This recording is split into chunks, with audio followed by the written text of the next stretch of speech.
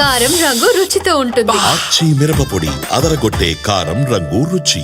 కర్మణ్యే వాధికారస్తే మా ఫలేషు కదాచన అంటూ వేదాంతం చెప్పేశారు మాజీ ఎంపీ విజయసాయిరెడ్డి. వేదాంతమే కాదు, అంతకుముందు ఏపీలోని పార్టీలకు కొన్ని కీలక సూచనలు కూడా చేశారు ఆయన. ప్రతిపక్షంతో పాటు అన్ని రాజకీయ పార్టీలు రాజధర్మాన్ని పాటించాలి అన్నారు విజయసాయి. ఇంకొక వైపు లిక్కర్ కేసులో సిట్ విచారణకి ఆయన డుమ్మా కొట్టారు. తనకు ముందుగా నిర్ణయించుకున్న ప్రోగ్రాం ఉన్నందున విచారణకి హాజరు కాలేను అన్నారు.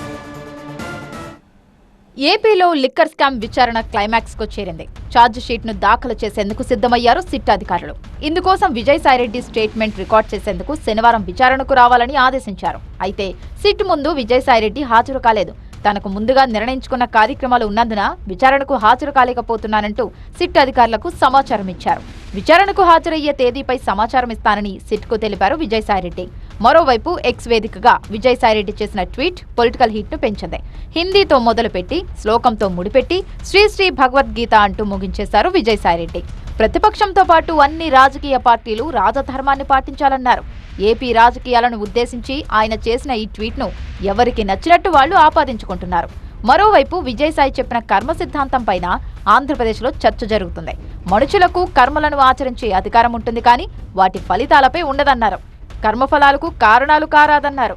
అలాగని కర్మలను చేయట ఆపరాదన్నారు విజయసాయి. ఈ శ్లోకంతో ఆయన పొలిటికల్ రీఎంట్రీ పైన చర్చ జరుగుతోంది.